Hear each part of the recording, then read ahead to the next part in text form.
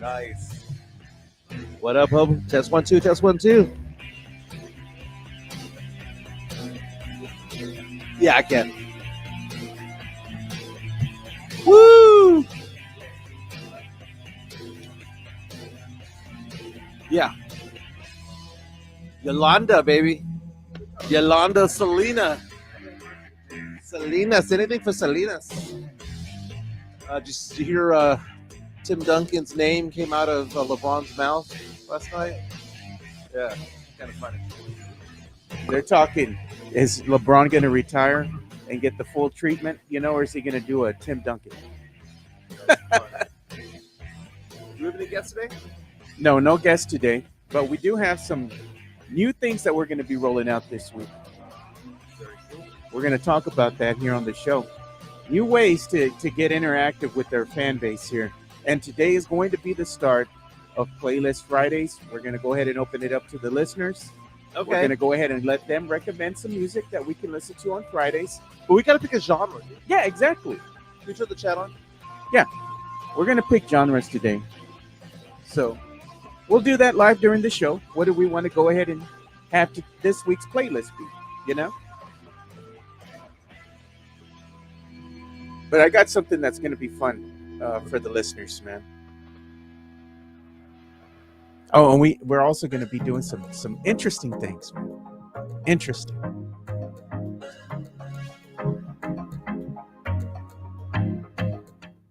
What's going on, San Antonio? What's going on, South Texas? What's up, Spurs fans? And I guess you Cowboy fans. My name is Mike Jimenez. This is the Alamo City Sportscast coming at you from the west side of San Antonio, West Bexar County, also represented. We love things all silver and black over here. NBA All-Star Weekend was wrapped up last night, so we're going to get into that. Again, my name is Mike Jimenez. Joe Garcia producing today's show. We are exclusive on YouTube right now, but again, later on in the day, you can catch us on all the streaming services, whether it be Spotify or Apple Play or whatever the case may be. You can leave a comment or two. The chat lines are open. We see Chris Gonzalez, Tim Gonzalez, LRM already in the house right now. Good Hope morning. Everyone had a fantastic weekend. People already giving me crap about a tall tale that I mentioned yesterday on Twitter. Again, these aren't made up. I just don't have any proof or evidence of most of these. But let's a lot to get into today. The NBA All-Star Weekend wrapped up last night, and it was a joke. The East beat the West 211-186. We'll get Listen into that. to that score, dude. 211. Dude, end of the first quarter, I tweeted. Man. I tweeted at the end of the first quarter, we're going to see the first 200-point performance, aren't we? Yeah. Like it's going to happen. How many fouls in the game? 3. Adam Silver, the commissioner of the NBA, talking about the state of the league, and it was very fascinating what he had to say. So I want to dive into that a bit. Yeah. Dunk contest, if we want to get into that, bit of a joke, 3-point shootout. Kenny Smith sticking his foot directly into his mouth. What a dumbass. Hey, put down the drinks, Kenny. Yeah, what a piece of crap he was this past weekend. Put down And typically the I drinks. like him. I like him. Yeah, he was an a-hole, man. Yeah. Trey Young sitting next to Wemby and also being interviewed about Wemby.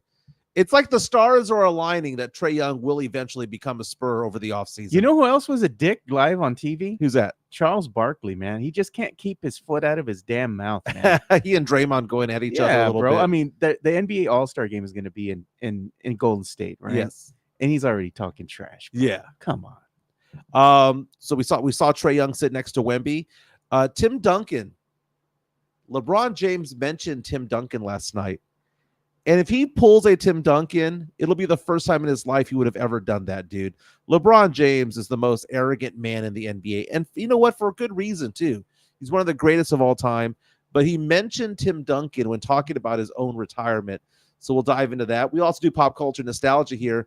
Last night, or actually yesterday morning, right before church, I watched the Yolanda Saldivar part 1 of the documentary from Oxygen I didn't Network. even want to talk about this documentary out of respect for the Reina, but I know this is something that you want to talk about. I'm not watching it. I found ain't it watching interesting. it.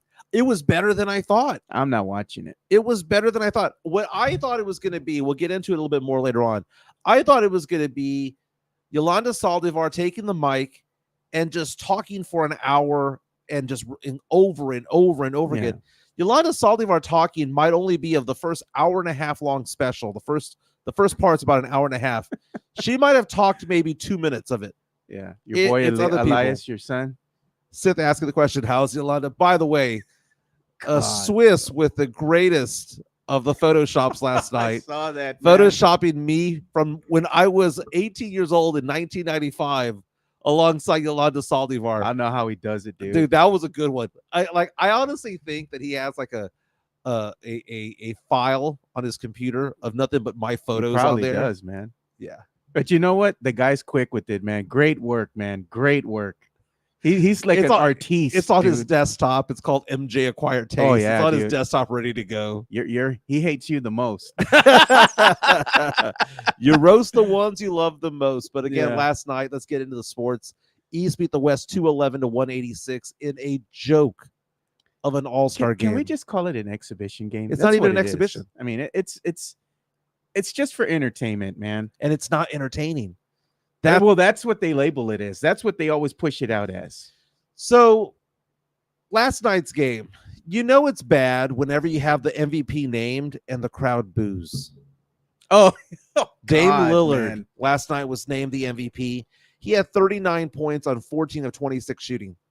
The hometown guy, Tyrese Halliburton, had 32 points, was 10 of 14 from 3, 11 from 15 from the field, had 7 rebounds and 6 assists. And they were like, nah, you're not big enough of a name. We're going to give it to Dame Lillard. Halliburton should have been the MVP. The crowd booed, and rightfully so. They should have been booing because this was unwatchable. I didn't watch it. I watched the first half. It was on most of the fourth quarter. There was at no point in the game did I get excited or amped up about it. And it's funny because I used the GIF of Kobe Bryant saying soft, because that's what this is. And this kind of dovetails into what Adam Silver had to say about the NBA and the state of the league, because you should not even have an all-star game if they're going to be playing like this. This was not a basketball game. Yeah. And if you want to know who's to blame for this, Adam Silver. No, he's not. He's the commissioner. This predated him. What is to blame for this is the softness that is the American basketball player. No. And we can go back in time because it wasn't like this 10, 15 years ago. You know what? It kind of was about 10, 15 years ago. It wasn't like this pre-2005. Yeah. Pre-2005, you had Michael Jordan, Kobe Bryant, Tim Duncan, David Robinson, Hakeem Olajuwon, Charles Barkley, Karl Malone, John Stockton, Pippen. You have all of these guys going out there, and they wanted to beat the crap out of each other. They didn't like each other. They didn't like each other, but the problem is that the way that the United States basketball development is right now is that it's all about AAU. It's all about AAU. Yeah. And I get that. But here's the thing about it. I was talking about this with a friend yesterday. It used to be that when you wanted to develop as a player, you developed as a high schooler and then went to college and you built on rivalries. And instead, the way that the league is working these days and the way the players are right now is that instead of beating their enemy, they would rather join their enemy because they have no enemies. 73-9 Golden State Warriors team added Kevin Durant. The NBA should have stopped that. The NBA has done that before where they stopped trades. They should have stopped that move right there because it is stupid, and that just shows the state of the league. When you see LeBron James, Dwayne Wade, and Chris Bosh join together and they say, well, there was no collusion. Bullshit. They always talk. They're friends. They colluded with each other. And right now you're seeing these teams join forces. Kawhi Leonard with Paul George. You're seeing other players out there. Very few teams are homegrown. KD, for example. KD. Yeah.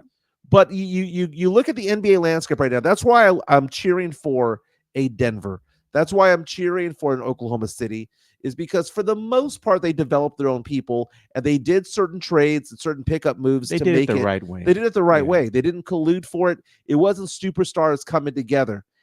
And these players are weak. And that is why the best players in the NBA right now are not American.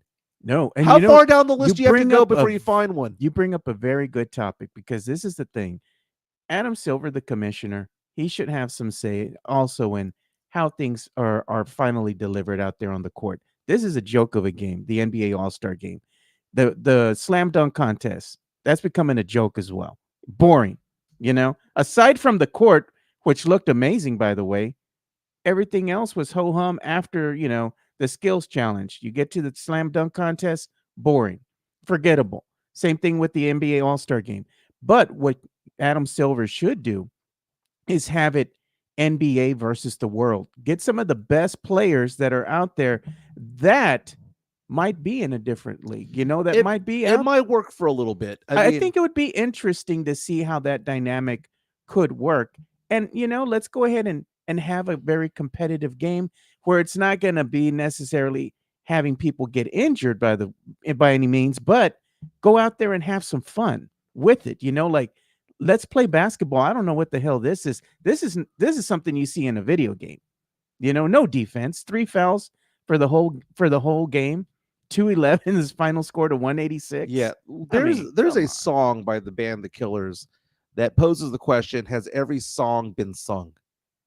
Has every thought been done? And when it comes to the slam dunk contest, has every dunk possible been dunked? I believe that the exclamation point was Aaron Gordon against Zach LaVine, where they went at it for multiple years. Yeah, and they were actually doing things that were tricky, and we had never seen anything like that before. That was the end of it. Because there are no superstars playing, because the superstars are soft. Like Kobe would say, soft. We used to see Michael Jordan and Dominique Wilkins go out there. We used to see even the players that were not stars, but they were known for their dunks, would go out there. I mean, Tom Chambers or Kenny Skywalker, or whatever the case may be, Spud Webb. They were known for dunks. They may not have been stars, but they were known for their dunks. And right now, it's not even an exhibition. Who did you get in today in this year's NBA dunk contest? Jaylen Brown. Got Jaylen Brown, and he jumped over a 3-footer, like a guy that's like 4 feet tall. It's the only good dunk contest that I've seen in my lifetime was the one with Aaron Gordon and Zach LaVine. That was great. That was the best dunk contest that I've ever seen. It was a throwback ever. Charlie Hernandez reaches out to us on our YouTube stream saying All-Star Weekend was trash, embarrassing for the NBA. Sith comes out and says All-Star Weekend was trash. I like he says, I've seen better dunks on TikTok by TikTok stars. Yeah, and Elias. But I want to show my screen real fast if you can. This is Adam Silver. It's a comment that he was talking about the state of the league, and Jonathan Givani. Showing your screen, but you don't have it. I think okay. I don't know what screen. It's a different screen. Is it on 1 or 2? It's on 1. Jonathan Givani from Draft Express. Oh shit! Dude, it's like the 4th day in a row you've done that. I'll just go ahead and read it. Let's go back to $2. There you go. He says, quote, about Adam Silver, says, quote, my focus is turning to earlier development of those players. Players born outside the United States, it's clear that the development is very different in many of these programs. More of a focus on practice, less of a focus on games, the opposite of many of the youth programs in the United States. We have a common interest in improving the game, developing players. They're coming into the league incredibly skilled, but that doesn't necessarily translate into team basketball. Coaches that may be complaining about inability to play defense is that these players are not prepared as I like them to be, particularly at very high draft picks. There's an opportunity for us to be part of a community that's developing younger players. He said the phrase youth programs. That's AAU for the most part, right? Because the big players in the NBA came from the AAU program. Yeah. But the thing about the AAU program, what does it foster? It fosters no competitiveness between players, no rivalry or competition. It fosters the ability to say, I want to play with that guy, that guy, that guy, that guy. Instead of, I want to beat that guy and that guy and that guy, I want to play with them. There's no competitive edge that we would normally see from a LeBron, from a Kobe Bryant or from a Michael Jordan or from whomever, right? A Karl Malone. There's not that competitive fire is not there. It's instead of beating the best, it's join the best. There's something that came out that was interesting over the weekend. The G League Ignite, Yeah. Adam Silver had mentioned that he doesn't know what the future of the G League Ignite is going to be because college players now are millionaires. They're getting paid, right? So what's the incentive for them to come over and want to play with a team like the G League Ignite, for example? And I think what Adam Silver is kind of saying in a sense is he might just not only reevaluate the G League Ignite, but the G League as a whole. Yeah. What's the incentive to go ahead and keep some of these players in that developmental league? I know I get, hey, you still want to go ahead and develop certain players. It does have some type of developmental value at the end of the day, but these are going to be players that should essentially be with their teams Right. and getting minutes and playing in a real world scenario in the context of an NBA game itself. But Adam Silver mentioning the point that even the high draft picks don't know how to play defense. It's that true, even man, them that he hasn't seen players come through the draft before without certain skill sets. And you hear the words raw. The Spurs said that about Jeremy Sohan when he was drafted a few years ago. They described him as raw, right? Yeah. And it's like, well, why are they raw? Why is a raw player being drafted number 9 overall?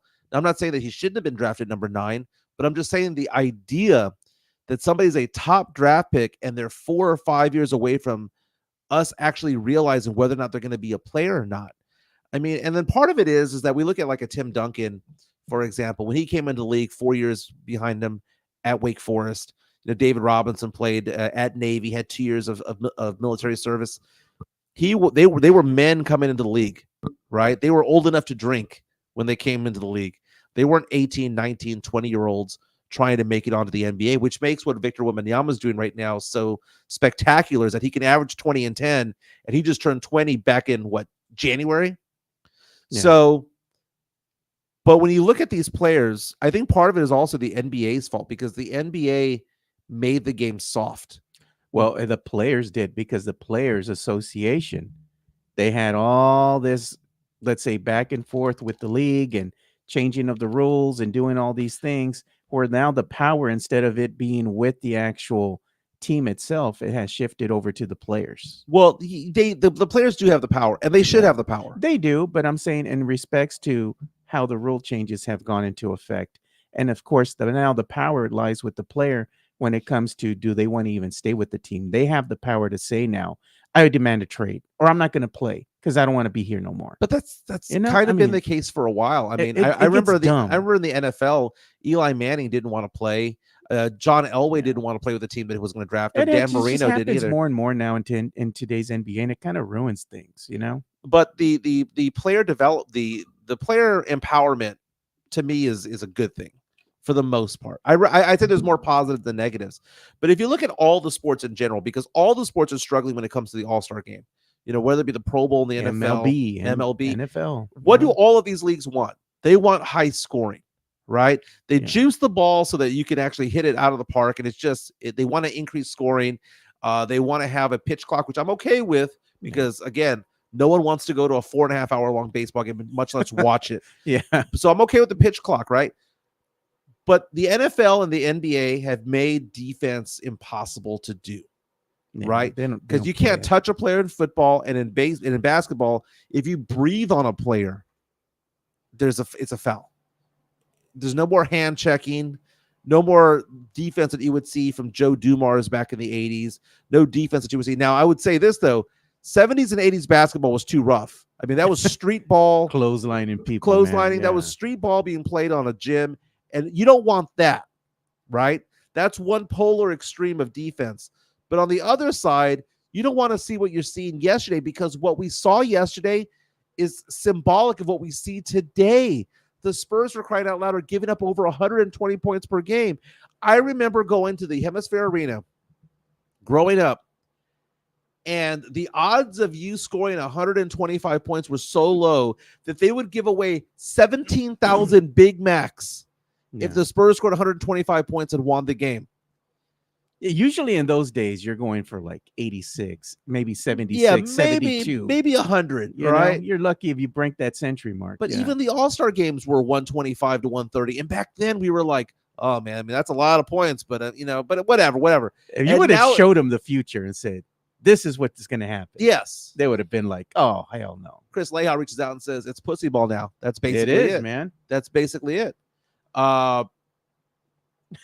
If you tweet at a player, it's considered a flagrant 2. They're just soft. And then now, who are the best players in the NBA right now? Best players in the NBA is Jokic, right? Yeah. Giannis, Luka. They ain't from the United States. Look at this. Mario Cavasso says, I was watching Gilbert Arenas' podcast. The dude said Wemby will be the first player to record multiple quadruple doubles. Said the Spurs will have him play for 22 years. Maybe, but are all those 22 years going to be with the Spurs, or are they going to be with somebody else? Because Wemby ain't going to be playing for a losing team. Yeah, and that's the thing, is a player empowerment. Oh, God, man. Bring the hip check back. Freaking Robert Horry. Robert Horry to Steve Nash. He was an enforcer, man. Into the scoreboard. Amazing. But, you watched last night's game. It was embarrassing. It was just 3-point shots, them shooting from midcourt. Speaking of shooting from midcourt, I believe Steph Curry is one of the reasons why the NBA basketball will be so awful in the next 10 years. No, God. Because the Youth Development League, dude, I officiate high school basketball, right? That's all they do. Middle school, I will often do as well. Yeah. I've even done youth league. Where are they shooting the ball? They're shooting threes. You got these kids who are like 60 pounds trying to chunk up 3-pointers. They can barely hit the rim. They knock down 1 out of 20, and their coach is like, good shot. You're open. Shoot it. No, man. Learn how to shoot off the glass down low. Learn how to make a freaking layup. Learn how to do a bank shot. Learn how to do a little baby hook. Hey, man, do you have me at 1 and 20. Make a free throw. 1 and 20 from 3. That's what Zach Collins shoots, man. Part of that, man. Booty crumbs. He's part of that. But the NBA is soft. And it's not fun anymore, dude. I mean, they just get rid of the All-Star game. If they don't want to play, they don't want to play. We live in a life right now where the Pro Bowl's flag football. Yeah, man. It's rough. The thing with the NBA. Soft. NBA All-Star Weekend, I'm looking at the Rising Stars Challenge, and you're seeing, Wemby, you're seeing Jeremy Sohan compete. And to me, that was fun because you had Spurs represented there, right? So watching them being introduced and all that, exciting for Spurs fans here across the world, and especially here in San Antonio. And then you're seeing what happens at the Skills Challenge. Okay, some people are saying it's boring. They don't like the Skills Challenge. The Skills Challenge to me is the most exciting thing about NBA All-Star Weekend, more exciting than the dunk contest. And that's not saying much, I think the NBA All-Star Weekend as a whole, some of these events here, they need to be updated. Something needs to happen, man. You got to change it. You got to get with the times nowadays, even TikTokers, like I think it was Elias that had said that you see better dunks on TikTok. And yes. Some of these amateur guys that are the out there, the N1 guys, they're doing dunks. And they used to have a show. I think we used to play it on TNT way back in the day, where they had these guys that were just amateur basketball players, and they would come out and do some spectacular dunks, man. What they need to do is more of this. I don't know if we have if we can show the video of this. Let's see. Maybe you might need to move it over to the second screen so we can show it. Move it over to that other screen if you can. That's weird. Are you putting it on that other screen? Yeah, I'm doing it. I'm moving it on over now. Let's see, because I'm not seeing anything. All right, do you see anything? No, not coming. Okay, through. well, I'm looking at video right now of Sabrina Ionescu doing the 3-point shootout against Steph Curry this past weekend. Ionescu shot 26 points, which would have qualified her, by the way, to make the finals of the men's. She scored as many points from beyond the arc as Dame Lillard did. For Kenny Smith to give her shit because of the size of the basketball. First of all, she is shooting the 3-pointers from the NBA 3-point level, right? She's not shooting from the WNBA level, which is about a foot shorter. Yeah. And it was harder for her to score 26 than the guys to shoot 29 because think about the repetition that you have as an athlete. You shoot from a certain distance over and over and over again. If they move the free throw line from 15 feet to 16 feet, it would change everything, right? Because people are so used to a certain arc, certain release, a certain everything. And for her to say, hey, I know you've been playing all season long at this distance. We're going to move you back to the men's. And for her to compete, I don't care if the ball's small. You know why the ball's smaller? Because women have smaller hands than dudes. She held her own against Steph, man. Steph had to make the last 2 shots to win. She held her own. She went out there and they proved a good point. It didn't matter if you were a male or a female. If you can shoot, you can shoot. Yeah, none of them made the big shots, like The money ball. the 4-pointers. Yeah. They were making the money balls, but as Chris mentions on our YouTube stream, she was tired the last 2 racks. Maybe so. Jonathan C was saying that Kenny Smith was going in on her. We were dying of laughter. I expected it from Barkley, but not Smith. Yeah. When Barkley says it, I think it says it as a joke. Kenny Smith was not joking. No, he's not joking. He was being meant a dick. what he said. He was being a dick. He was being a dick because he cannot look at Sabrina Ionescu and respect her enough to say, wow, she's just as good of a 3-pointer, a 3-point shooter as everybody else. His mind is she's a good 3-point shooter for a girl. It shows you where his mindset is at. Yes. Yes. Yeah. And, the idea of having a multi-sex 3-point shootout might actually work. What if we had a female dunk contest where we moved the rim to 8.5 to 9 feet? I wouldn't be opposed to it. Maybe they put on a better show than the men. I mean, the men have gotten a little lazy nowadays. I mean, there's only so many things you can do. Jumping over a guy. Let me put on my jersey. Unless you're gonna jump over Wemby, I don't care, dude. Unless you're gonna be jumping over Wemby, they got to do something, and then they have props or whatever. They have their boy come out. Let me hold the ball for you. Something stupid. I mean, like, you got to change it up, man. You got to have.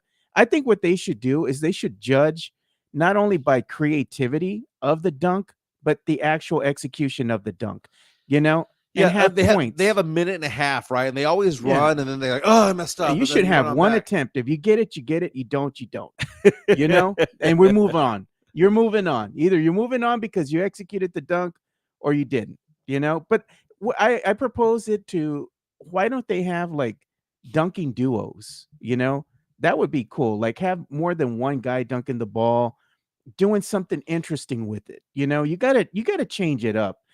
Jumping over a car like they did back in the day. They're not going to do that anymore. They make too much money to try that, man. They got to do something. They're not going to risk. I wouldn't go that far. I would rather see the fucking mascots go out there and do a dunk, jump through a flaming hoop or something, man. Oh, the mascots would be an interesting one. That would be funny. What would the Coyote do? Exactly. What outfit would they wear?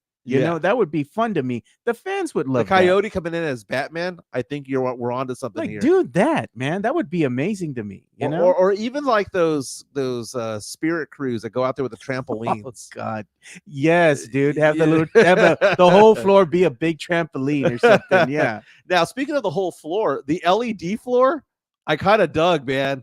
I was digging the LED floor. And they were showing like.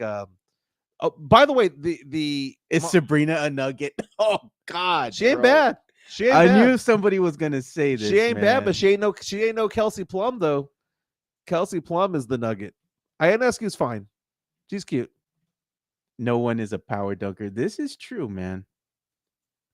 Coyote catching a bat while dunking, says Mario Cavazos. Oh God, that would be something, right? Have the bat flying right there by the rim or something. The best part for me of NBA All-Star Weekend was watching the celebrity basketball game. Kevin Hart, he was balling out there. Well, you saw Micah Parsons won the MVP. Yeah. And when they made the announcement, they said, finally, the Dallas Cowboys have won something. I don't really watch the celebrity game at all. I know it comes out on ESPN, but it was Team Shannon against Team Stephen A. It was pretty good, man. You had Fitty there, and you had Lil Wayne and all that. That's probably more competitive than the All-Star game. It was more competitive, man. And then also they seemed to really want it, right? So it kind of sucked, man. But the All-Star weekend kind of sucked. It just was what it was. Look at that. Chris Gonzalez, LED floor was trash. No, my goodness. It was great, dude. It was cool. I thought it was a good gimmick, that they had. But we were talking, I was talking with some of my friends, and one of my friends is Jonas Clark. He's a producer as well, right? Yeah. And from a technical aspect of things, we're wondering, if you're watching TV, or even like right now, I have the monitors on, right? Yeah. I put my hand close to this big monitor widescreen that I have here. It's warm. You're on a court and you're playing on this surface that's probably like plexiglass or something. Does that shit get hot?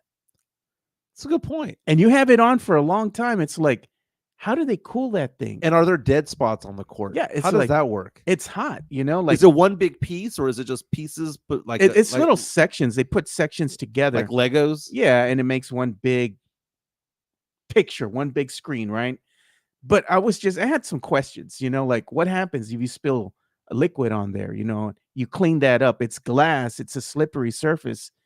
It's even more dangerous than the regular court. So it was just little things we were thinking about. I did like the graphical effects and whatnot, but I don't know if the NBA should incorporate a whole LED floor. I think it would be cool for like, say, advertising. Instead of putting that weird graphic that they have now, just maybe put like a panel there you can display different graphics and whatnot, from different sponsors, or maybe even make it a little interesting. Mhm. Put something there on a special night or whatnot, I'm down with I could that. see that. I'm down with that. Sith comes out and says, "Come on, Jimenez. Did you just call him Little Wayne? It's Lil Wayne. First of all, it's not that either. It's Wheezy. Okay." Oh God, the All-Star celebrity is more competitive than the NBA All-Stars. This is true, man. I'm not lying, dude. It is. So last night after the game, they're asking LeBron James, "Hey, how do you fix this?" And he goes, "Oh, I don't know, man. Just is what it is. It's just soft. It's just soft. There's no competitive fire for any of those guys when it comes to competing against the best. There's just no fire." Look at Chris Gonzalez. Someone who is colorblind said he couldn't see anything. So LeBron was asked the question. Well, actually, he wasn't even asked the question. He brought it up. He said something to the effect of, I was asked the other day if I'm going to have a farewell tour or if I'm going to have Tim Duncan it. if I'm going to do a Tim Duncan and just like fax in my resignation, my retirement papers. He said, "Peace, I'm out." So I remember growing up, Hemisphere Arena style, going to the Kareem Abdul-Jabbar farewell tour. And I remember Kareem comes out and they gave him like cowboy hats and cowboy boots. And every arena that he would go to, that it was his last time there, they gave him gifts. Yeah. And that was kind of a thing for a good while there in the 80s and part of the 90s, where you'd have these farewell tours. Yeah. When was the last time we saw a farewell tour? Why is he even bringing it up? Dirk Nowitzki was the one that comes to mind. Yeah, but did every stadium give him something? Did every team give him something? No, what they gave him is they gave him his roses, and they had like tribute videos for every arena that he would go to. It's not like they came out and we're gonna gift you this, Because I remember with Kareem, they like sat him, middle of the court. You have a throne, where they're like honoring you, and it was done very dramatically back in the day. You're right, Nowitzki was one that they did celebrate and honor. I know they play the video at the AT&T Center of like the great moments of it all. But for him to say, am I going to have a farewell tour? I don't think he is. And I think that the thing about LeBron, he's going to have multiple farewell tours. He's going to be Aaron Rodgers. He's going to be a diva. He's going to retire. He's going to hint that he's going to retire. I don't know if that's my last game or not. And then he's going to just suck in all the publicity, just soak it all in, all the air of the room, retire, and then come back and say, "I want to play with Brian." Yeah, I'm not sure. Maybe I'll think about it. Yeah, and then the question will be, he's retired, but there's an injury of somebody in January, but maybe he'll be a end of the year pickup. That's going to be LeBron, dude. Yeah, you know what? Let's talk about Charles Barkley too.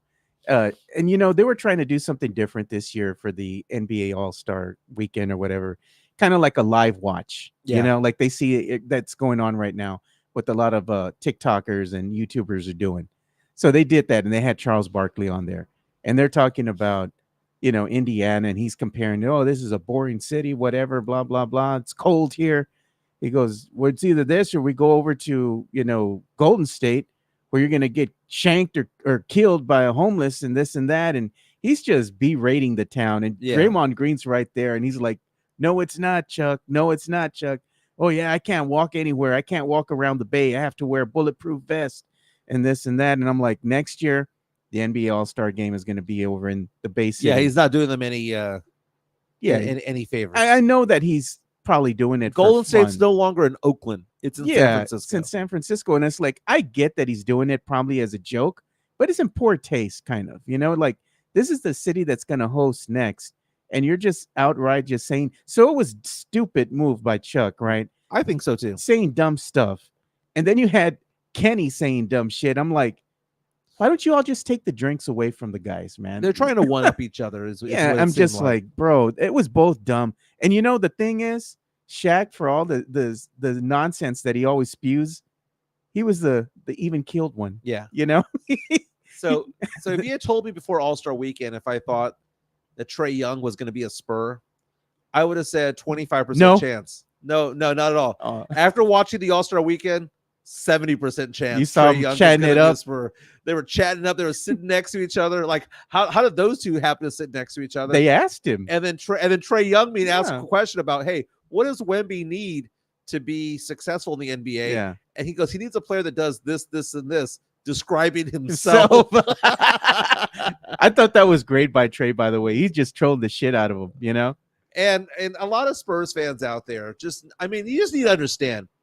If you want an all-star, if you want a top 20 guy, you give up the fucking farm for that guy. You're not going to be like, well, we're going to offer them, Zach Collins and 2 first rounders. No. I saw what you put out. I retweeted it. 4 first rounders, Keldon, Zach, make it happen.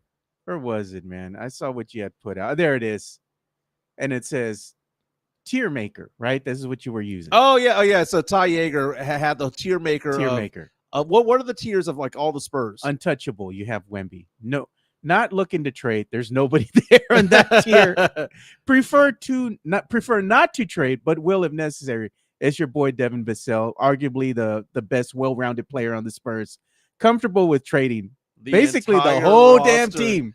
Ship them out now. Zach Collins. And was that Champagne? It's Champagne. Yeah. Champagne and Zach Collins are dead to me. But I mean, if you look at his stat line, this is a guy that averages 27 points per game.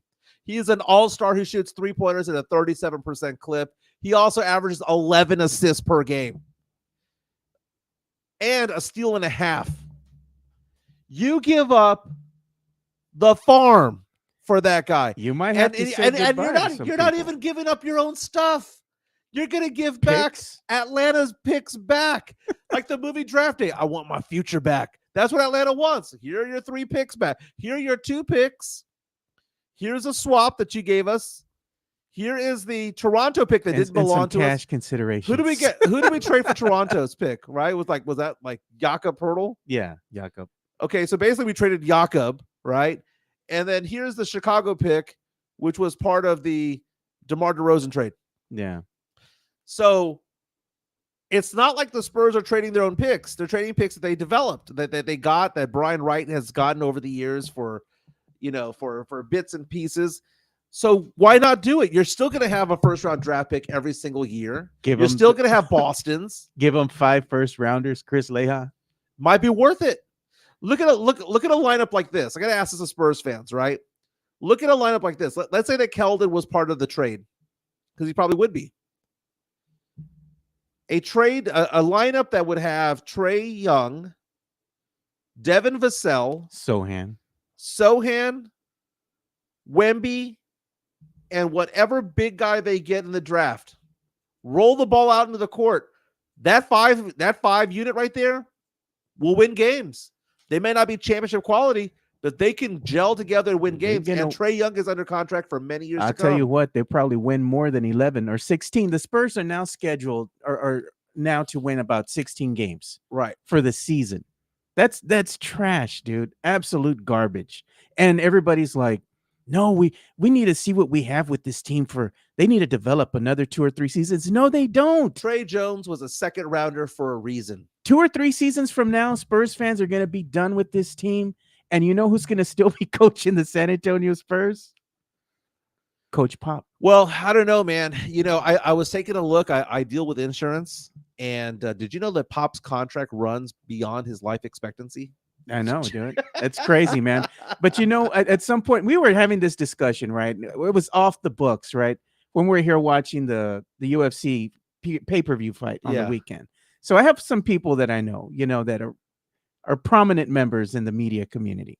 So we're just chilling here and we're talking. And then one of my friends goes to saying the same thing that you're saying. Well, it might be time for Coach Pop to move on. I'm like, what are you saying?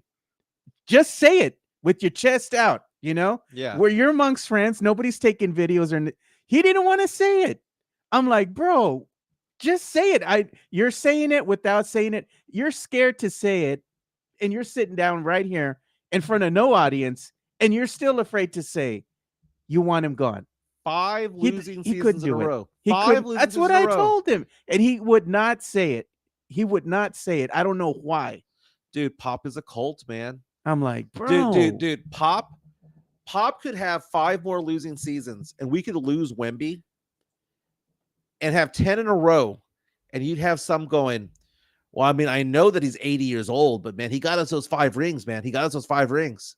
Look, dude, man. At some point, you are hired to be fired as a coach. And speaking Bill of Belichick, fired, we're gonna get 6 talk rings. about that. Bill Belichick, 6 rings. Where's he at now? He gone. And, oh, by the way, there were 8 NFL openings. Which one did he get? None. I think they interviewed him for a couple. Okay, you're right. They did, and they were. They interviewed him for a couple, and did they take him? No. Okay, so what does that say? Because isn't Bill Belichick the NFL's version of Greg Popovich? He is, and he shows he was a great coach, right? Not taking that away from Belichick, right? But what did he show you as well? He needs to have greatness around him in order to win games. Right. You need to have that guy. He wasn't Larry Brown. Larry Brown was the guy that would take players who were an under-talented team and would take them to the playoffs, because he was a developer. Hell, fucking Larry Brown took some of his teams to the finals. Yeah, they had no business being there. I mean, come on. But there are other coaches out there, the Pat Rileys, the Phil Jacksons, the Greg Popoviches, where if you give them 3 or 4 All-Stars, they're going to do something. They're going to do something. Yeah, these guys, man. Brady made Bill just like Duncan made Pop. That's true. That's true. Basically it. That is true. But at some time in the near future, you're going to have to move on. And the thing is, we've already talked about this in the past. Who's going to replace him? You have to have a successor already in mind. You got to start thinking about the future. Because unfortunately, Coach Pop's not going to coach forever, and he's going to go down as the greatest coach, probably one of the greatest in NBA history, and rightfully so. Give him his flowers. He's done a lot for the city, for the culture here as far as the Spurs have gone. Yep. He's shown everybody else what to do to kind of instill that winning culture, to have that structure, and that's great. But at some point in time, you got to move on, and you got to hand the reins over to a new general. Tim Gonzalez reaches out to us on our YouTube stream and says, Mike, here's my dream starting lineup: Wemby, Flagg, Thompson, Young, and Sohan. Wow, you're already digging deep into the 2025 draft with Cooper Flagg. That's all Spurs fans can do, Mike. 11 games that they've won. And you know what? It's looking like it's going to be 16, less than 20. We're beyond looking at college players. People are looking at high schoolers right now. Jeez, what we need is this high schooler who's ranked number 1 overall, who's committed to Duke. That's funny, dude. You know what we're going to talk about too right now? We're going to talk about an NBA coach who was just shown the door. He was given his walking papers, and that is the Brooklyn Nets. They went ahead and dismissed Jack Vaughn before we started the show. Yeah. And this was reported by Sham Shernaya, Adrian Wojnarowski, former Spur Jack Vaughn at that. Yeah, Jacques Vaughn with 21 wins, which is twice as many as Greg Popovich this year. Yeah. And, he was given a tough situation over in Brooklyn because they really don't have that many star players on the team, other than now they just have Ben Simmons. And let's say he's a lesser version of himself. Right. He's not that guy. He never was. He needed to have somebody else that was going to be that leader. It's not Ben Simmons. And unfortunately for Jacques, he got the short end of the stick because, of course, they want to go ahead and see this team win. And that's the thing with a lot of these NBA teams outside of the Spurs, is that you have to have those wins in order to keep your job. And it was arguably, he was also stated behind the scenes that he had lost the locker room. Yeah, and you have to understand, even though Brooklyn is Brooklyn, it's not necessarily Manhattan where you have Madison Square Garden. It's still the New York market. they want you to win. They want you to win. Yeah. That's exactly it. And they've gone through a lot of coaches recently. Most recently, they were with Steve Nash. But as you mentioned, Jacques Vaughn fired as the Brooklyn Nets head coach. ESPN going on to say that the plan is to build around Michael Bridges, and they have a lot of draft capital and salary cap space to build around this summer and beyond. So the search is on over there in Brooklyn. I'm just thinking about the Spurs right now in NBA All-Star Weekend. We saw Sohan go out there, and he was part of the sophomore group that won. Wemby was doing his thing.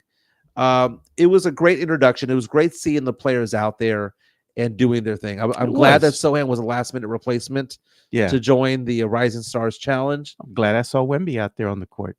Yeah.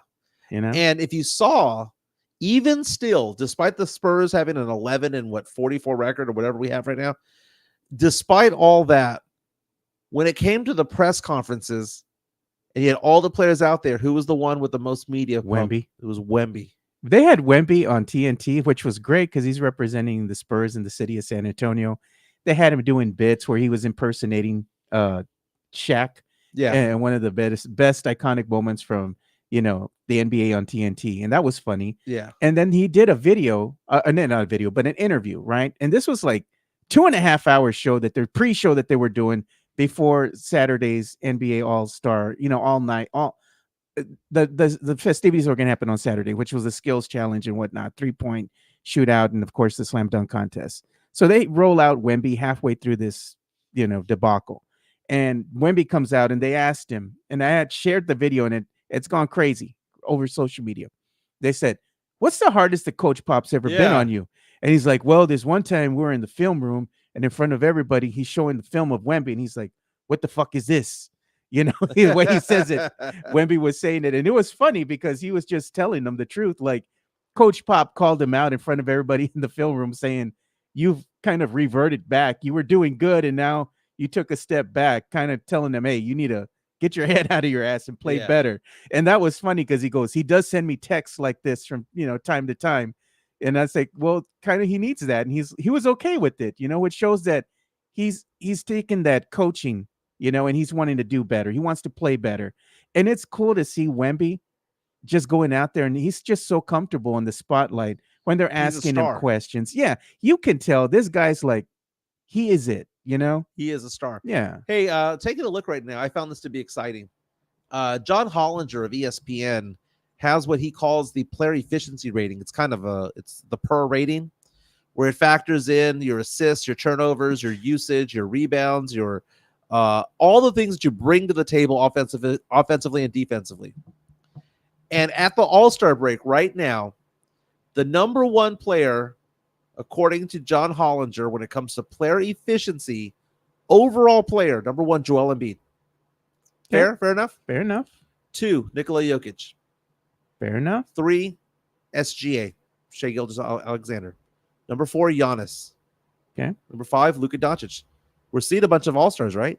6, Anthony Davis. 7, Tyrese Halliburton. 8, Donovan Mitchell. 9, Kawhi Leonard. 10, Domantas Sabonis, who was not even an All-Star this year. 11, Kevin Durant.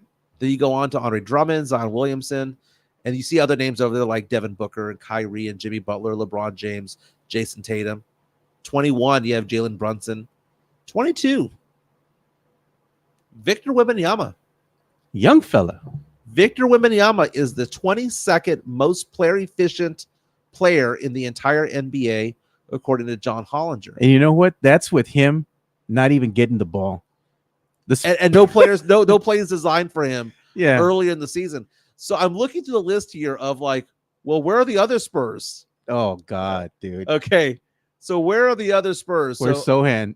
I found him, by the way. So I'm looking at so he was number 22, right? The second most efficient Spur player. And you have to have a certain number of minutes played and a certain number of games played. At number 114, jeez, man, Devin Vassell. Just to kind of give you the range where he's at, the player above him is Austin Reeves. So, and Fred VanVleet. Okay. So you got some decent players in the area there, Aaron Gordon, whatnot. Looking for other Spurs over here.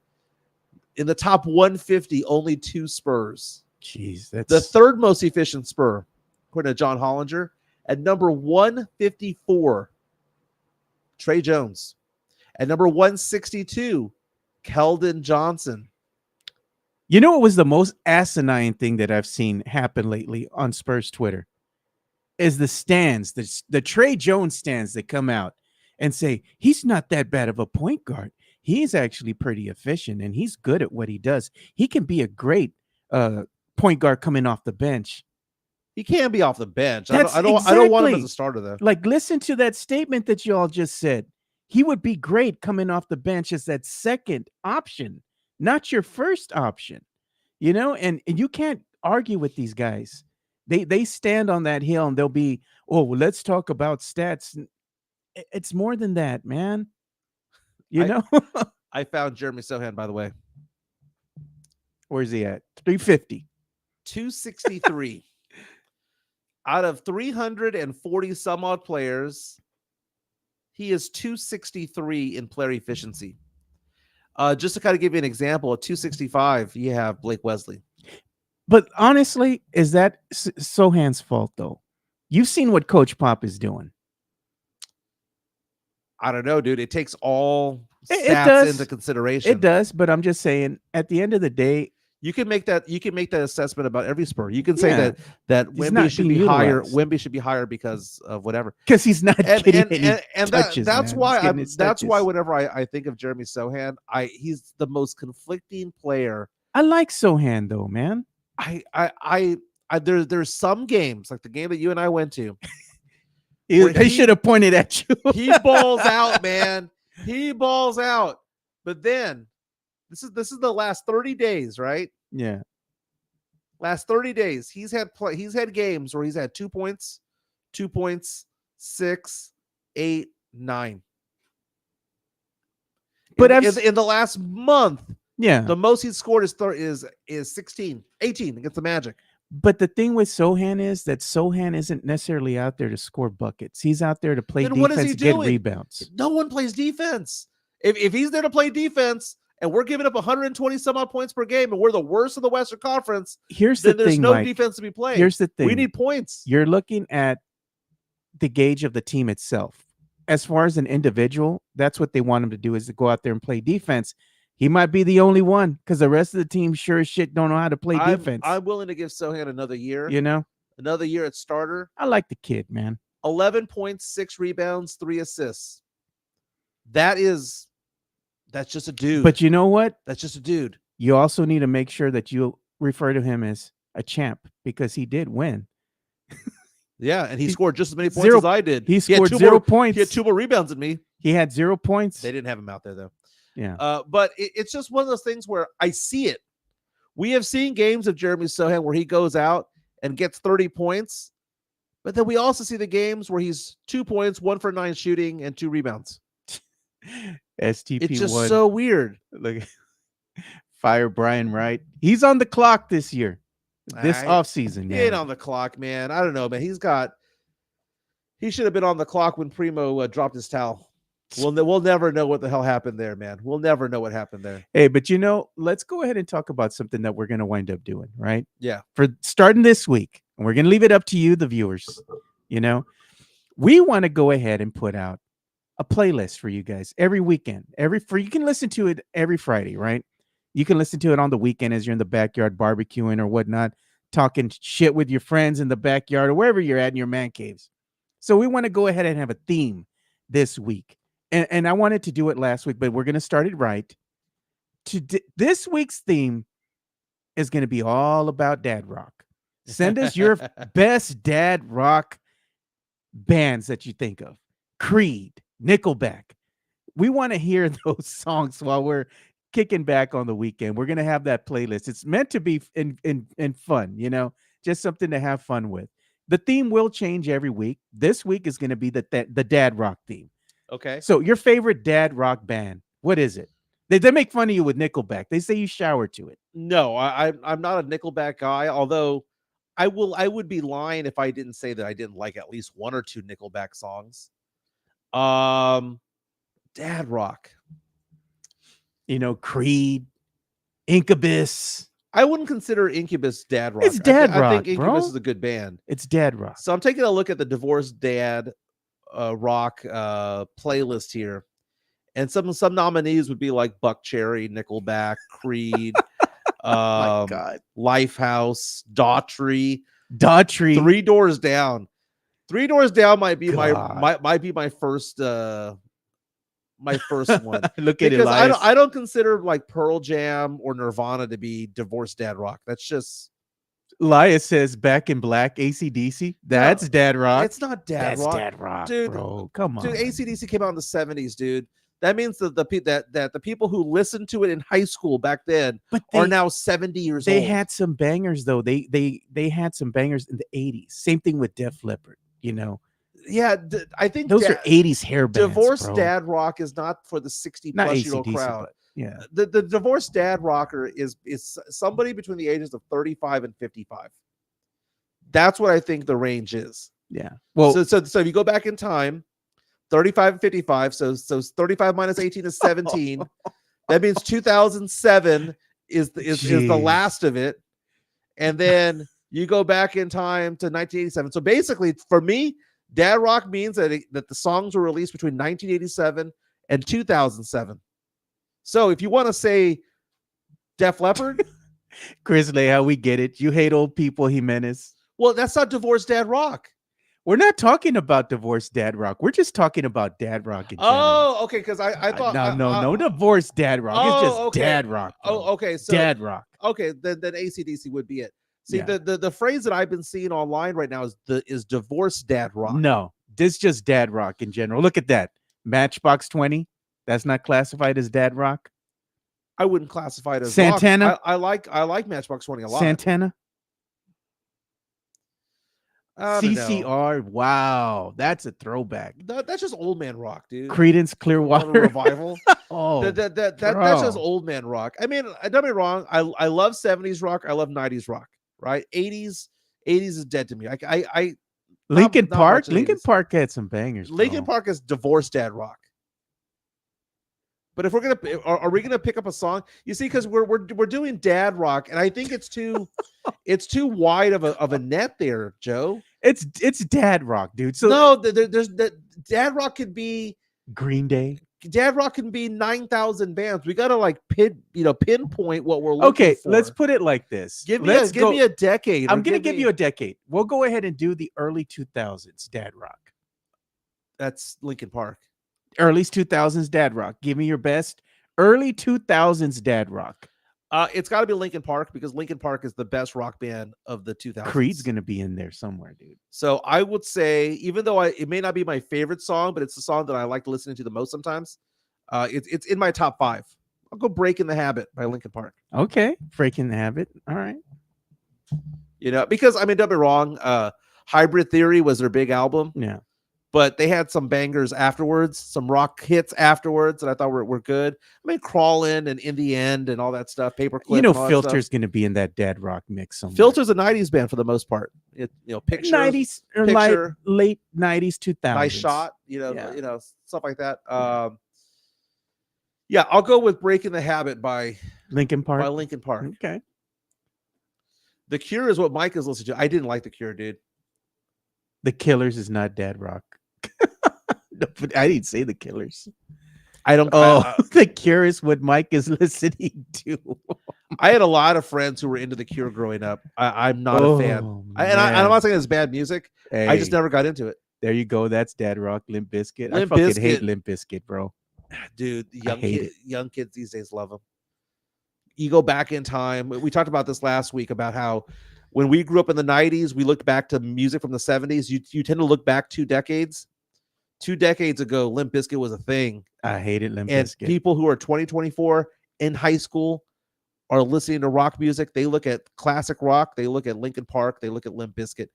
And when I go back and I listen to Limp Bizkit, I hated it when it first came out. I fucking still hate it, dude. There are 1 or 2 songs where I'm like, okay, this is fine.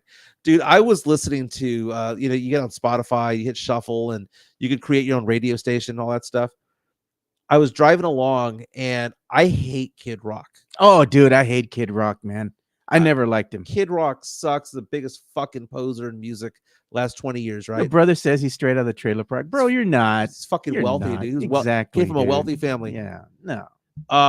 But the song "Picture" came out. The duet he sang with Sheryl Crow. Yeah. That song's great, man. You listen to that shit when you get litty. Oh, come on. I can't think of you while Start I'm lying next crying. to her. Crying. It's a duet. It's a karaoke duet. I'd be lying if I said I hadn't karaoke that with some drunk chick at dad's karaoke. No, man. Rob Zombie says Garrett from the Netherlands. Oh, God, dude. Swiss, I need a pic of Mike with a flock of seagulls hairdo. Hey, Rob Zombie might be classified as Dad Rock. Slipknot. I wasn't a big fan of Slipknot. Korn. I mean, they had some good songs. They had some good songs. Korn wasn't bad. Talking about entertainment, by the way. Last night we had the People's Choice Awards.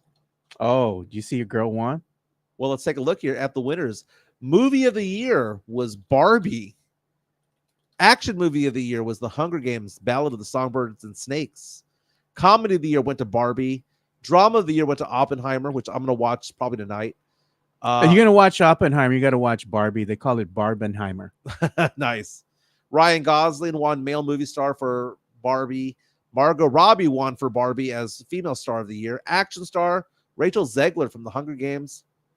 Comedy Movie Star of the Year, Jennifer Lawrence from No Hard Feelings. I liked that movie. That was a cute movie. It was funny. It was stupid. I haven't seen it, man. It was good. All right. It was good. She gets naked in that Oppenheimer is 5 hours, bro. It feels like it is. That's a long ass movie, man. Okay, so Jenna Ortega, by the way, won for Scream 6 for Drama Movie Star of the Year. But I watched over the weekend. Went to Westlake's Theater. Yeah, really? Yeah. You went to the hood? Exit 7, baby. You went to the hood? We here at Santikos? Yeah, Santikos. It used to be Alamo Draft House back in the day. Hey, that place is nice now, dude. Yeah, it's all right. They got that little bar there. You could just pull up, have you a little pour before you watch your movie. I mean, it's not nice. Oh, come on. It's all right. Oh, it's better than what it God, used to be, but I mean, dude, it ain't nice. It's been I've been to nice movie theaters. That ain't nice. It's I go to Flicks. That's my primary Hey, that's one. my jam, bro. Flicks is amazing. That's my jam. Okay, so I watched the Iron Claw.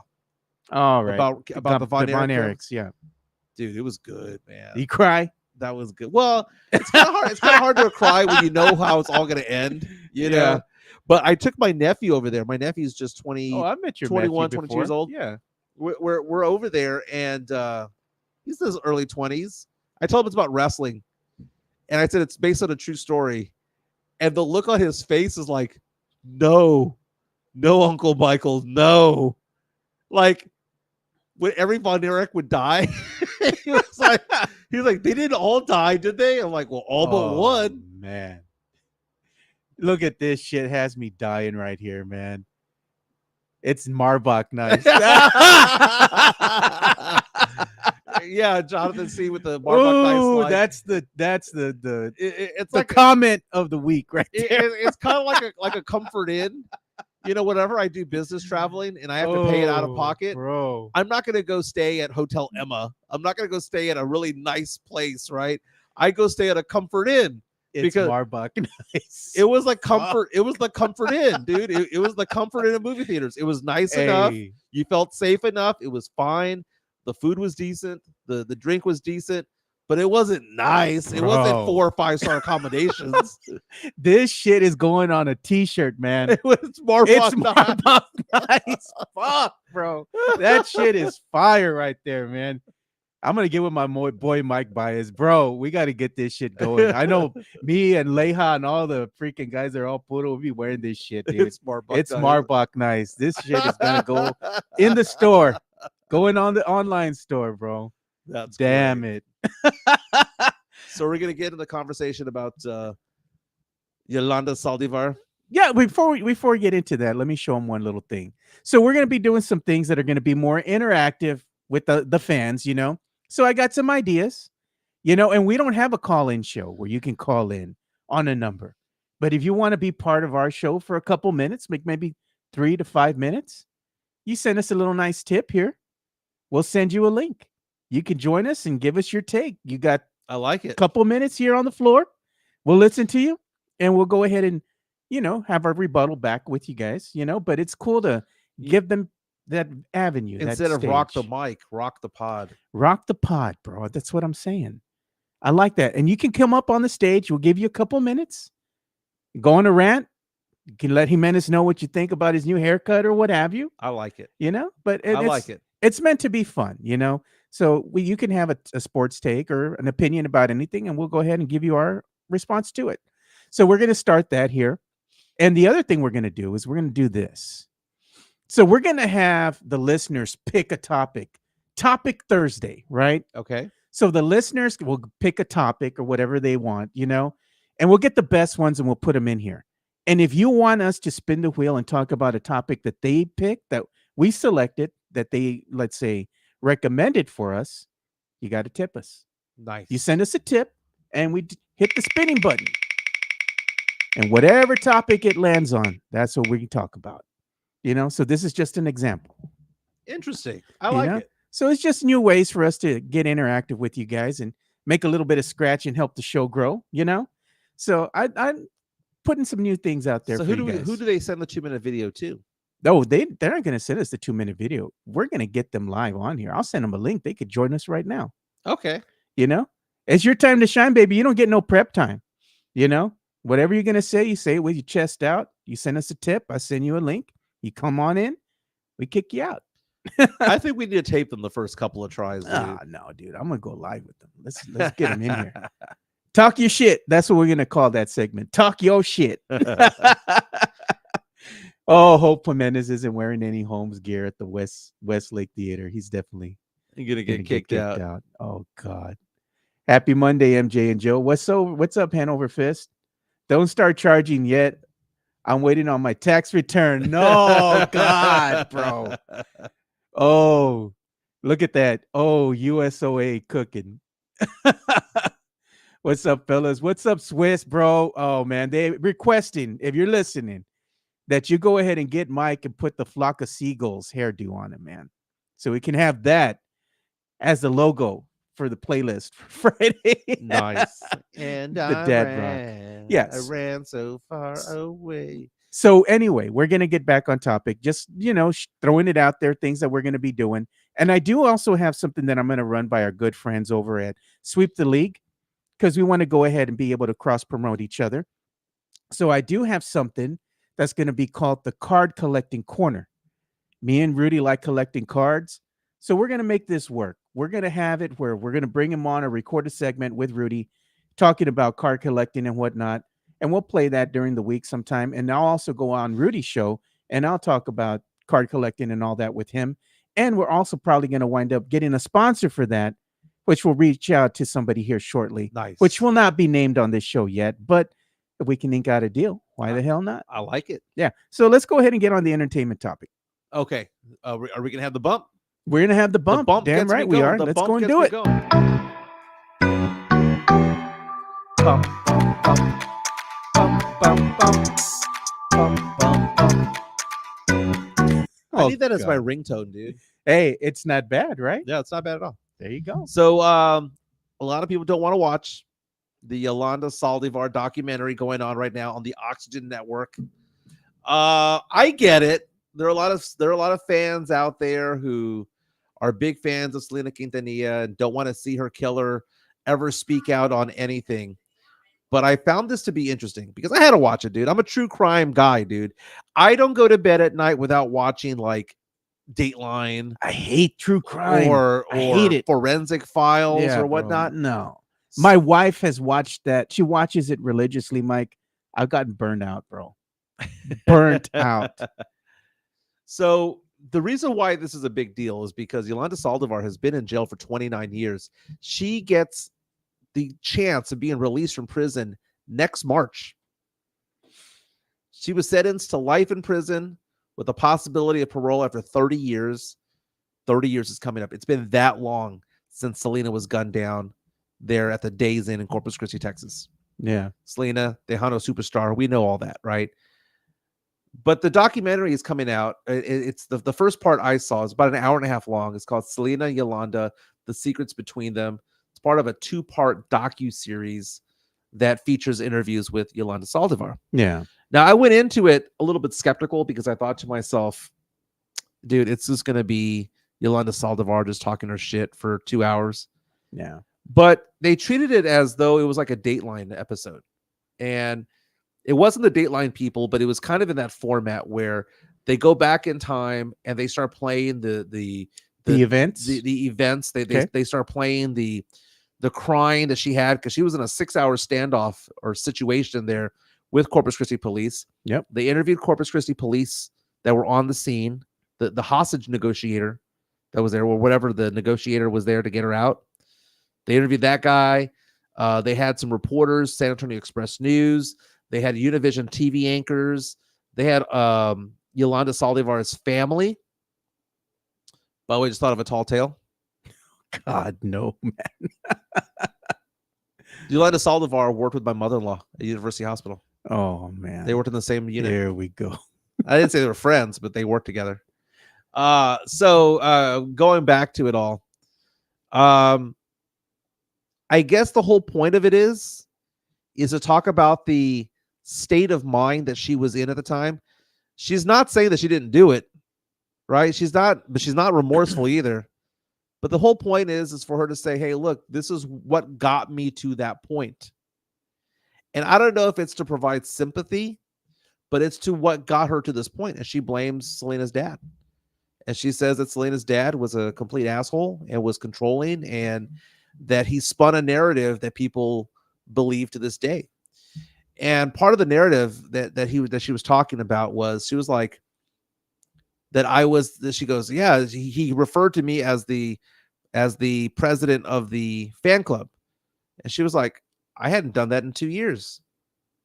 She goes, I was actually with the family. I was a part of the family. I was somebody who would go to her with her to music videos, and I would accompany her and I would keep her company, and we became friends and all that stuff. She goes, all that stuff with the whole fan club, the deranged fan. She goes, that was Abraham Quintanilla trying to like spin a narrative. And then the second thing was she was like, the whole narrative of, oh, she was stealing money from them. From the fan club. Yeah. And from the fan club. She goes, the fan club wasn't making money. And she goes, the boutiques were broke. She goes, they didn't make payroll sometimes. She goes, how am I stealing from something that's broke? And then she's going on by saying, by the way, all of these allegations of me stealing and embezzling and all that stuff, where are the charges? Because they could never prove it. Because they never, and how money was deposited, this and the other. She goes, all it was lies. And she goes, it was it was not AB, it was Abraham Quintanilla trying to like spin a narrative. And then the movie, and the reason why I'm not a big fan of the movie is because every scene of that movie had to be approved by the dad. And the dad did not want, you can go back and revisit like the making of the movie, did not want it to be shown that his daughter eloped. And they said, well, that's a big part of her story. Everyone knows that she did. Yeah. But basically said that he was so protective of Selena and so protective of the family's image and all that stuff, that basically the narrative that we have all grown to know is what he has been saying from the get-go, not what other people that have independently verified. Damn, all that sounds stuff. like he should be working for the Spurs front office. It sounds like it. So she's just basically saying that she freaked out and that she was stressed out of her mind, and she was being accused of this, that, and the other, and was basically she was suicidal, and basically instead of killing herself, she somehow shot her. And she's not saying that she didn't shoot her. She's just saying the whole point of the whole thing was, what was her mind state? And then they interview police, the people who were trying to get her out of the truck. And they asked the police, do you believe anything that she says? And they said, well, we weren't prompting her on anything. We weren't asking her questions. She was just talking. And one of the police officers, the one that was doing the negotiations, was like, I believe her. Yeah. And then you have this anchor for this Univision station who they said she calls Selena's dad this, and that he was controlling, and that he was verbally abusive, and that he would drive people crazy and all that stuff. And the anchor goes, yeah, that's him. So it was interesting because it wasn't like her talking shit. The whole point of it was saying, now she wasn't remorseful. And I think that's going to hurt her chances of getting out. There's going to be a second part coming out where she says, I have secrets of Selena, and they're insinuating the fact that Selena might have had a side piece, which I don't know. We've heard those rumors for many, many years. But I found it to be interesting to say that maybe there's two sides of the story, that it doesn't change the fact that she should have gone to jail. It didn't change the fact that she's a murderer. But it's like trying to get into the brain of somebody who's like that. Kind of like sometimes people who are serial killers, you find out that they were molested and that they were this and the other, and they had a tragic story. There was a tragic story that led up to it, and basically it's trying to change the narrative from it was just this deranged fan, who and basically she was saying that he doesn't that Abraham's family and the family don't want to show that I was actually a very, very big part of what they did. I don't know, man. This at the end of the day, this bitch was just evil. You gonna kill somebody, you ain't got no remorse for it. She's rotting in prison, rightfully so. If she gets on parole, she's gonna come out in the streets and she's gonna get blasted, bro. There's no way that she's gonna be able to just walk out free and nothing's gonna happen to her. Mm-hmm. Nothing. I mean, you're gonna have consequences for your actions. I would have thought that would have happened in jail. I don't know why it hasn't, but for some reason, depending on where they have her situated or whatever, she might be in solitary by herself or something, Could be. But when you get out in the streets, a different story. You're not behind those walls. Yeah, and then all that. What does that do? Just send somebody else to jail. It does. And somebody loses a dad or loses a mom. But I'm just saying that's probably more than likely what's going to happen to her. I don't doubt it. Yeah, I don't doubt it. But it's. I watched it for the novelty factor of it all. Just the I like the true crime of it all. It was very well produced. The first segment. Half of what she said, I was like, I bet you it's true. I don't want to see the other half. The other half I heard from her, I was just doing the jerk off move. Yeah, no, I don't want to see her stinking face or even hear her stupid ass voice. I don't give a damn about the documentary. I'm not going to watch 1 minute of it out of respect for the reina. Well, Selena. I never saw the Netflix thing on Selena. Yeah. Maybe it was a little bit more accurate, because what we got from 1997's Selena with Jennifer Lopez, is probably all bullshit. It's a movie, man. It is. You know how we made fun of that Hot Cheetos movie because the Hot Cheetos movie was full of shit. Yeah, it's inspired by a real movie. Yeah, I mean, it's not like how is it called? Hot Ones or whatever. I don't know. The Hot Ones is that guy from who was dating the porn star. But like, we don't know the real story, dude. We know the sanitized Disney style version of what we got from that movie, and we treat that like it's the gospel. But it probably isn't. Look at this comment. Morby says she gets out of Marbach cartel is coming after her. No lies detected, bro. No lies detected. So what was the phrase that was used? It's Marbach nice. It's Marbach nice. That shit's going on a shirt. I'm putting that in the freaking store, bro. Now, is there such thing as, hey, that girl's Marbach hot? Hey, we could put that on there too. She's Marbach. She's Marbach hot. I like that shit. We're gonna put that. Well, think about that. Is there like hotness that's different from different parts of the city? I was at a furniture store yesterday with a friend of mine, and we're walking out of the store, and there was this pretty good looking girl that we had seen inside the furniture store. Now, mind you, we're on the north side. We're near, I guess you could say we're not in Stone Oak, but we're pretty close to it. And as we're walking out of the furniture store, my friend's trying to tell me this girl's hot. I'm like, yeah, she is hot. And she goes, oh yeah, blah, blah, blah. And he goes, I bet you she has a nice car. I bet you she's like, I don't know, somebody's, what do they call them, trophy wife or whatever. God, yeah. He was trying to say that, and then as she walked to the $100,000 car, he was like, I told you. But she was Stone Oak hot. Stone Oak hot. Hey, so we're gonna start bringing the show to an end here, but before we do, We've been on for an hour 20. we've been on for a while, but before we bring it to a close, there was a story that I did want to talk about, and it's about an angry Airbnb host. So this Airbnb host is a super host, right? So this guy that she had, a customer, went ahead and rented out her house. And he's like, "Oh, I'm gonna have some friends over and this and that." She's like, "That's fine and all, just make sure you send me the names of everybody you're gonna have and how many people, because they have to comply with the fire department. You can only have so many people in the dwelling, for fire safety issues. And he's like, "Well, I'm gonna have 4 to 5 people spend the night. The house can accommodate up to 12. He was gonna have more than 12 people there." And they were creating a ruckus and all this. And she finally got tired and told the guy, "Hey man, you got to leave," you know? So the guy left her a scathing review, even though she's a super host and all that. He didn't follow any of the rules, mind you, before, he went in and rented the establishment. He already been told everything clear as day. You can't do this, this, and that. He violated all those rules. He gave her a scathing review, bad review, which hurts. So the host goes and says on the disclosure there, the property is monitored 24 hours a day. They have security cameras on the outside of the property to take care of everything, and find out how many people are coming and going and all that kind of stuff. So this lady goes and gets her revenge on the guy by sending video and pictures of him with another girl coming into the house at 3 a.m. to his wife, ends his marriage. Now the guy's going ahead and filing a lawsuit against her.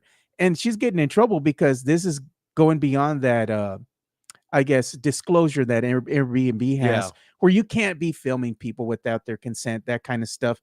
Because it goes back to, you're filming on the outside, but they don't know if you're doing that inside. You're violating somebody's trust. Right. I'm looking at the photos right now. The photo is a surveillance video, no different than the outside of my house. Yeah, so. But she went beyond what she had to do. I mean, you got in a disagreement with the guy.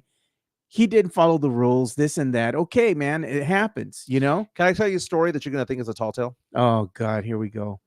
So about like 4 or 5 years ago, I was getting into, I don't talk politics anymore on social media because people are going to be the way that they are. I hate the far left. I hate the far right. But there was a time about 4 or 5 years ago when I made some comments on some sort of political thing online. And this one guy threatened me. He threatened me like bodily harm type of threaten. And I click on his profile pic and he looks like law enforcement. Oh, God. So he was going on and on and on about how he was going to F me up if I went through his town and blah, blah, blah, blah, blah. And he just went on and on and on about it. And, being a racist towards me and just all of that stuff. He was a complete asshole. And it was because he disagreed with me politically, right? Just became a big old asshole. And he goes, "I know who you are," and all that stuff. And because, whenever I go online, I use my real name. I don't have a burner account. Yeah. And he was going on there and he, of course, the ones that are the biggest assholes are the ones who don't use a profile pic of themselves, are people who don't use their names or don't identify themselves. They're keyboard warriors, right? So he's like, "I know who you are, blah, blah, blah, blah, blah." And apparently he's looking me up. Well, he thought that he was 100% secure. But what did I do back in the day? I was a journalist. So we have investigative skills. Yeah. So I took a look at his profile pic and I saw the half the pattern on there. And I thought to myself, I gotta find this guy. So I click on him and I eventually stumbled upon I was going through his photos. And one of the photos that he had there from like 6 or 7 years before was had a tag on there. So I clicked on the person who was tagged and I found this woman's name. So I saw her name, it was tagged, I found it, and I found her page. Her page was private. But I started scrolling through the pictures, and then I found another name, and I tied the 2 and 2 together. They were husband and wife. No. I then went on the appraisal district's website, and I found their house address. And then I found out what she did for a living because I Google imaged her and I Google searched her. And by going through that, I found other things where she was talking about her husband and what police department he was at. So here's what I found out over the course of an hour. The guy's name, a photo of him, his wife's name, a photo of her. Yeah. The police department that he worked at, Selma. The what's it called? The real estate office that she worked at, the name of her boss, her office address, his office phone number, all of that stuff, his address, all that stuff. And I fucking detailed all of it. And I reached out to both of them. I instant messaged him and I said, by the way, I have emailed your wife this entire thing. I said, I emailed his wife saying, do you know your husband's being a complete asshole on social media and he's threatening people and say that he can come after me, blah, blah, blah, blah, blah, blah. I said, here's what I know about you guys. Brrr, all the stuff. I even knew the fucking make of their car. I knew their driver's license their license plates because I Google image their home address. Oh God. Dude, I went in so fucking deep. And I told her, I said, you go after your boy because I will go tell his boss that he's a police officer and that he's trying to like threaten people online because we disagree politically. I said, he thought that he was 100% safe from being found out. Yeah. I said, I found this out in less than an hour. Good times. Look at this. So Mike learned to stalk people from Yolanda. And then they put, John C. investigative skills. You mean Google? Well, it's beyond Google. I mean, it is following. It's following tagged photos and going into different people's profiles on Facebook and Instagram. Look at hand over fist. He says, not surprised about Selma. Mm-hmm. Selma, Texas, baby. The speed trap for a reason. But I mean, don't be wrong. 80% of it was Google, but it was finding out more and more stuff. I found her real estate page because he was a cop, and she probably still is a cop. And she was a realtor. Yeah. Good times. Oh, God. Oh, man. That was a funny one. You see, Leia? I'm careful, guys. Mike will sue for your jokes. No, I will sue for loss of business. Oh, Mike struck the fear of God into those people. Bravo by Jonathan C. Yeah. All right. Good times. Good times. So she responded back, by the way. Did she? Yeah. She said, thank you for bringing it to her attention and that she will have a long talk with him about it. Mijo. Because, I mean, if I was a deranged person, yeah, I knew her cell phone number. That's crazy, dude. Because she's a realtor. She posts that. Yeah. You know, I don't know. Crazy. Oh, the tall tale that I want to end with, by the way. Yeah. I posted I retweeted this video of a guy who apparently took 50 shots of tequila in a row. I have done 10 in a row over about a 2-minute period. I didn't do them like 1, 2, 3. I did 10 shots in about 2 minutes. And I ran a mile. Oh, God. And I didn't throw up. And I won $300 doing it. Tall tales continue. I'm telling you, you should write your 22 years old, baby. I was 22 years old in Corpus Christi, Texas at the time. Corpus Christi, Texas, home of Selena Quintanilla. The Tall Tales with Mike. All right, brothers. It's been a good day. Let's end the show. It's 11:40. Hope everyone have a fantastic Monday. It's a holiday. What were we doing the show? It's a holiday, but it's time for me to go film, go tape Locked On Spurs with Jeff Garcia. Don't forget to follow him at Jeff G Spurs Zone on Twitter and on Threads. My name is Mike Jimenez. That is Joe Garcia. See you guys tomorrow. Peace.